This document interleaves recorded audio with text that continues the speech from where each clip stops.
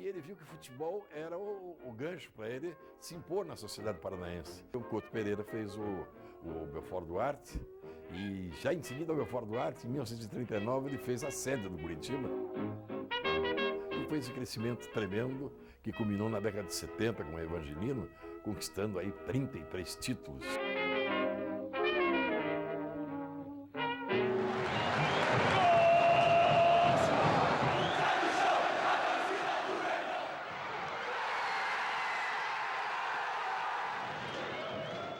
O vovô é o mascote, símbolo do clube mais antigo do estado.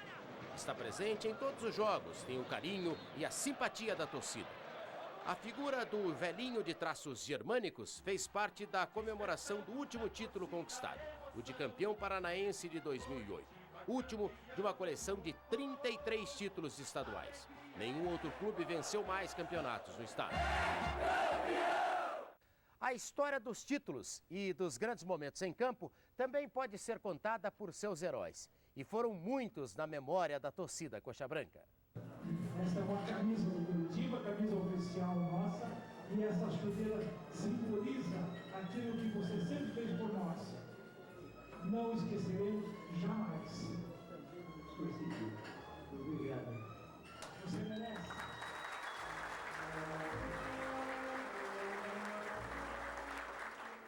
Reuniões comemorativas como estas são frequentes. Conselheiros, torcedores, ex-dirigentes, ex-jogadores se reúnem regularmente para homenagear quem fez parte da história do clube. O time de 85, campeão brasileiro, volta e meia convidado. Ou craques de um tempo mais antigo, como Tonico, que esteve no jogo histórico da inauguração do estádio do Pacaembu em 1940, entre o Palestra Itália, como era chamado Palmeiras, e o Curitiba. Eu me orgulho muito de ter compartilhado com ele, com o clube, porque com aquilo eu vi o crescimento dele. Crescimento também de patrimônio. Em 1942, o Curitiba inaugurou os refletores do Belfort Duarte, como antes era chamado Couto Pereira. Um estádio construído, reformado e melhorado aos poucos até se tornar a estrutura de hoje.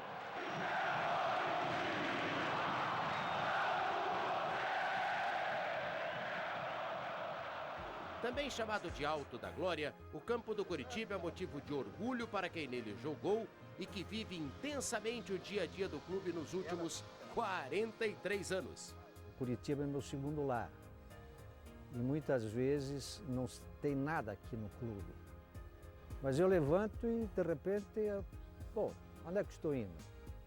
Estou indo para o Curitiba, mas espera aí, mas hoje é um domingo, Curitiba está jogando fora, né? E a gente tem aquele vício, né?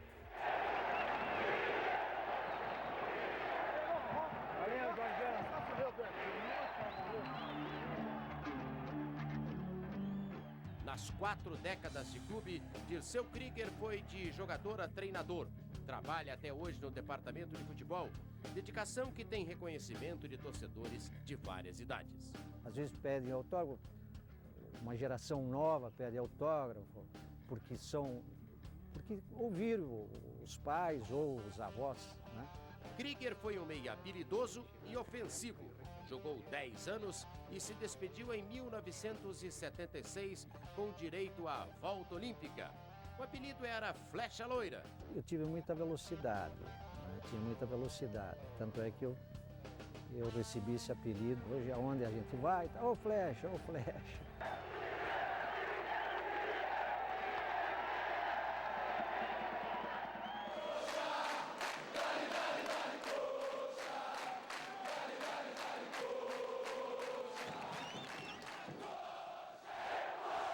Apelido Coxa Branca. A origem do curioso apelido foi contada por 2 personagens marcantes do Curitiba. Eles também famosos pelos seus apelidos. O falecido Evangelino Neves, o chinês, o presidente mais vencedor, e Fedato, o Estampilha Rúbia, zagueiro de categoria, reconhecido nos anos 50 como um dos melhores do país. A fundação do Curitiba foi feita por alemães. As coxas eram brancas, né? E não tomavam sol e eram era, sem dúvida nenhuma, uma atração até. E aí, então, começaram a chamar os nossos jogadores de coxa branca. Naquela época, era pejorativo, não era absolutamente nenhum elogio. O João Cabral Silva, que era o presidente do Atlético, e na época não era presidente ainda, mas era um dos maiores atleticanos que existiram na face da terra. Ele ia no alambrado, que não era alambrado, era uma cerquinha baixa, e ele ficava, filho alemão, filho disso, alemão, filho daqui. Coxa branca, pegou.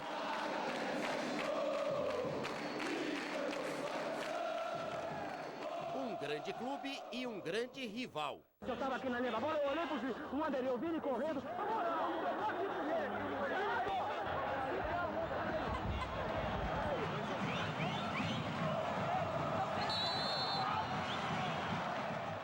Os jogos contra o Atlético, os clássicos Atletibas, entraram para a história com um sabor especial em qualquer época. É uma alegria maior.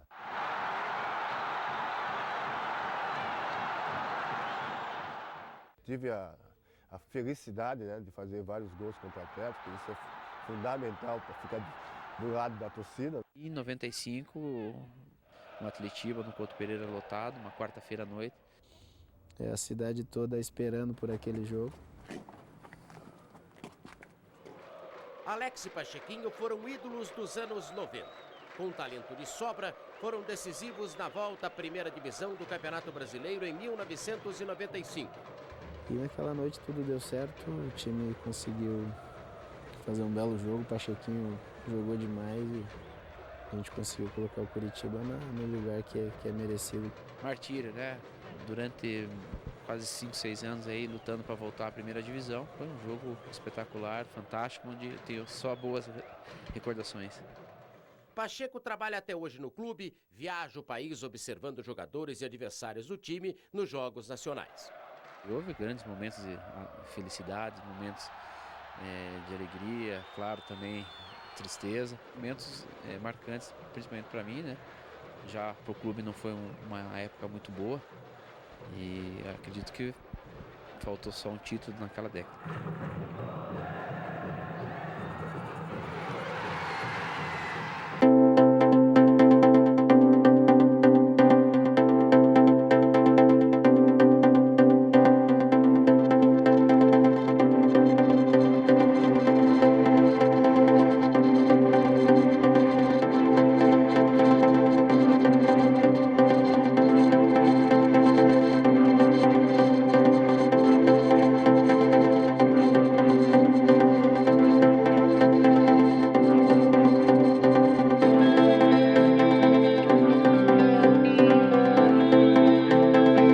Quando eu comecei a chegar no Couto Pereira, tinha um Tostão. Esse realmente me impressionou, né? Foi importante para mim jogar no Curitiba.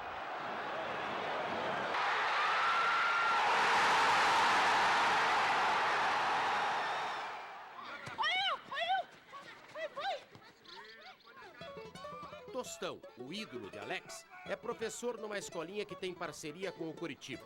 Uma garotada que nem tinha nascido quando ele jogava nos anos 80. Tostão? Vocês viram o Tostão jogar? Eu só vi os gols no computador. Eu via no YouTube. Eu também. O camisa 10, de muita habilidade e artilheiro, jogou numa equipe de respeito. Um dos melhores times que eu já joguei, né? Eu joguei com o Carlos Alberto Dias, Osvaldo, Chicão, o Marildo, jogadores de alto nível que deram condição para mim.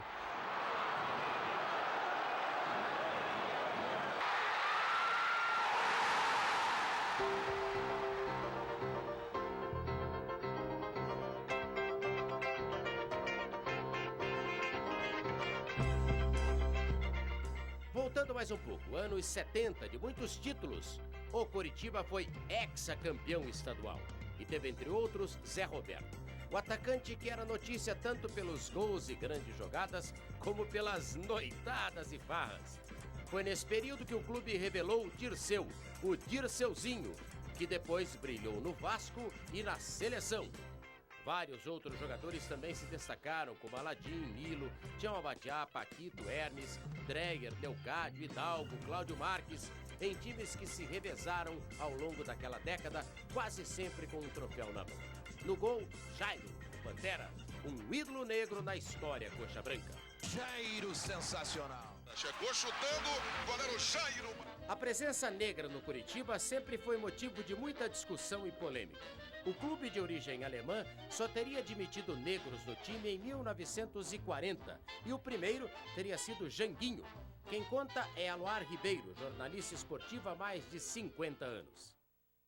2 anos antes de nós perdermos o Janguinho, porque ele faleceu depois, eu fiz uma entrevista com ele e disse que para ele foi uma satisfação jogar num clube como o Curitiba e ser o primeiro jogador de cor a servir o Curitiba, que era denominado Coxa Branca.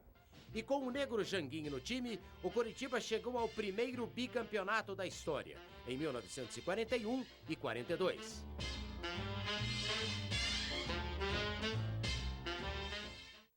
E veja a seguir, o momento mais importante dos 100 anos de história do Curitiba, a conquista do título de campeão brasileiro aqui no Maracanã. Coxa!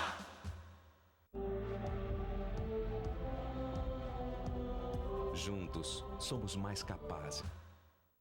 100 anos do Coritiba, o clube mais antigo do futebol paranaense. Uma história com trilha sonora.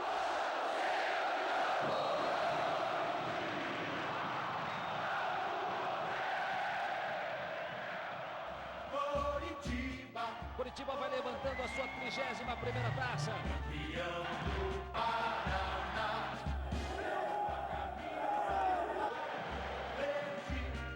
Com orgulho para sempre encantar. E agora um show de fogos para animar a moçada do Curitiba. Meu Curitiba é campeão do povo. Oh, glorioso, como é bom de ver. Campeão de novo.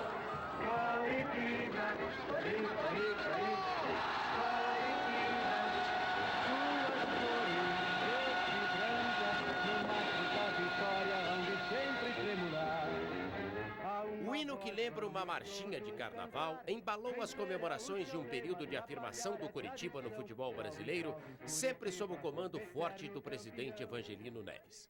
Em 1973, veio a conquista do Torneio do Povo, um torneio interestadual que reuniu Corinthians, Flamengo, Atlético Mineiro, Internacional e Bahia. Foi o primeiro grande título do sul do país. O time titular, considerado titular, que jogou a maior parte do tempo, era Jairo, Orlando, Oberdan, Cláudio Nilo, Hidalgo Negreiros, Leocádio, Zé Roberto, Tião Abadiá e Aladim. O time do Torneio do Povo, treinado por Elba de Padua Lima Altim, é considerado por muitos como o melhor Coritiba de todos os tempos. O Curitiba conquistou, porque estava na época com uma equipe espetacular, tinha o melhor técnico do Brasil no Curitiba, que era o Tim, e com isso o Curitiba fez o seu nome. Foi o primeiro título nacional importante de um clube paranaense, mas apenas um aperitivo para o que viria 12 anos depois.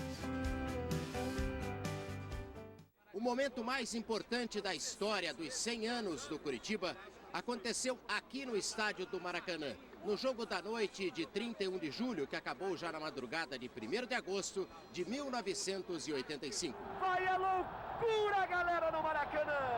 Tem até um caminhão ali do Corpo de Bombeiro. Tá tudo preparado pro Bangu. Um golaço do Índio! E quem estava lá, os 20 mil curitibanos estavam lá, se emocionaram tremendamente. Foi a maior emoção que eu acho que essa torcida já teve. Gol, gol, gol, gol! É campeão do Brasil, Curitiba! É campeão do Brasil, Curitiba!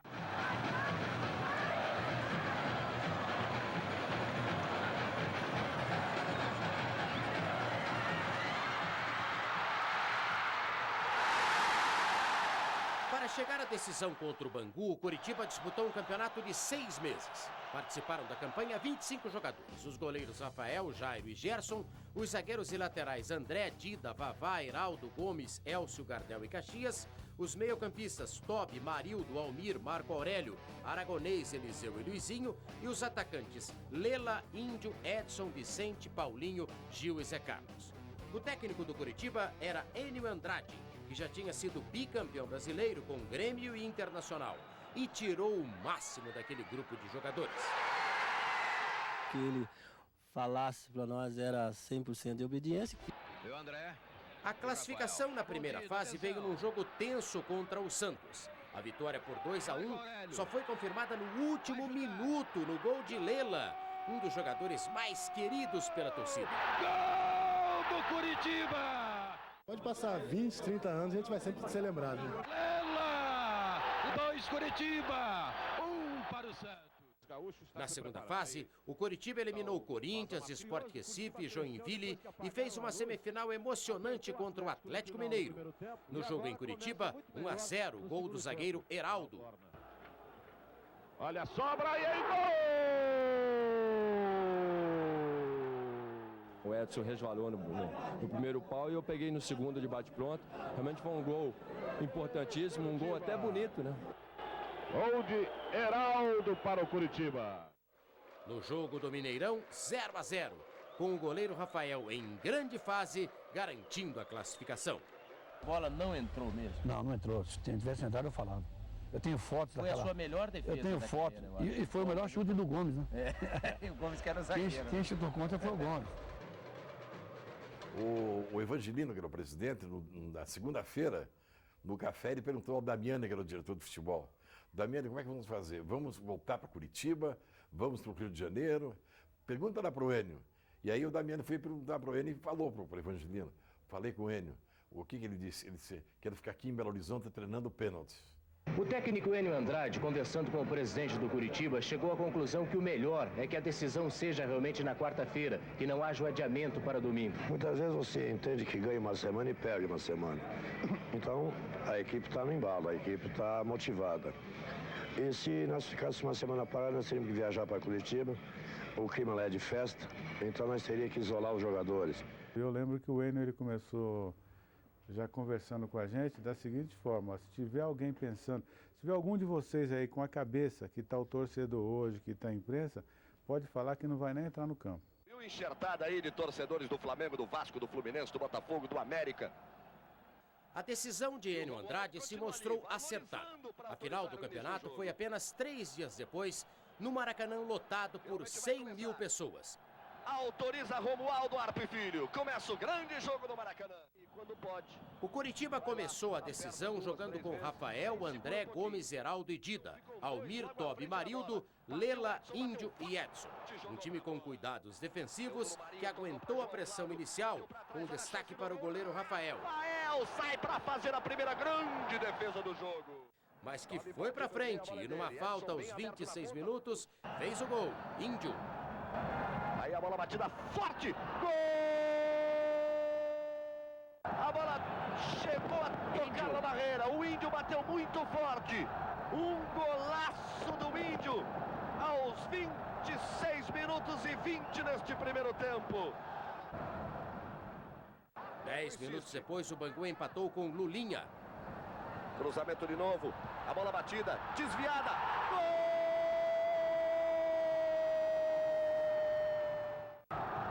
Desviou, matou o Rafael, foi pro fundo do gol. Empate no tempo normal, empate na prorrogação. E veio a decisão por pênaltis. Muita emoção. Gol atrás de gol. Na primeira série, 5-5. E na primeira das cobranças alternadas, Ado desperdiçou. Tá fora! Pode acabar o campeonato agora. Quem é? Quem é? Na hora que eu fui bater o pênalti, além de eu ter jogado 120 minutos e estar com a perna parada, eu estava com uma lesão no adutor que depois do campeonato fiquei parado quase uns 40 dias. É você, Gomes. Está nos teus pés essa decisão.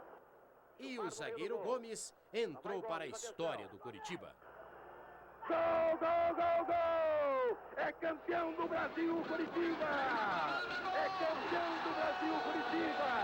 Festa na cidade! Vamos às ruas comemorar!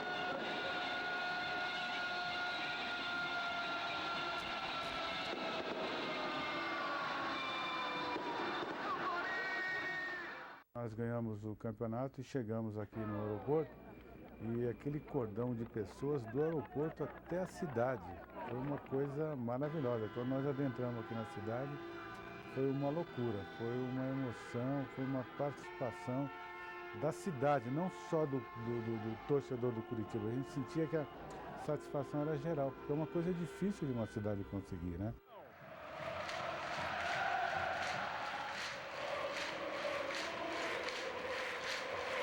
A paixão do torcedor não é só na alegria. Um estádio com mais de 25 mil pessoas, acompanhando um time que está caindo para a Série B com os resultados da rodada. O rebaixamento para a Série B em 2005 foi um dos momentos mais sofridos em um século de futebol. A mesma torcida que chorou voltou a sorrir com o título da Série B em 2007. Nova comemoração de uma torcida apaixonada pelo verde e branco do clube vovô do futebol paranaense, o centenário Coritiba Futebol Clube. Na minha vida, paixão verdadeira. Vamos! E hoje, quero ver! E a realeza muda as cores. Recochadana de coração. Homenageando a cidade, Curitiba, sua criação. Celeiro de craques, herói da memória. Vinha sua esteira, no mundo inteiro é campeão. Vamos!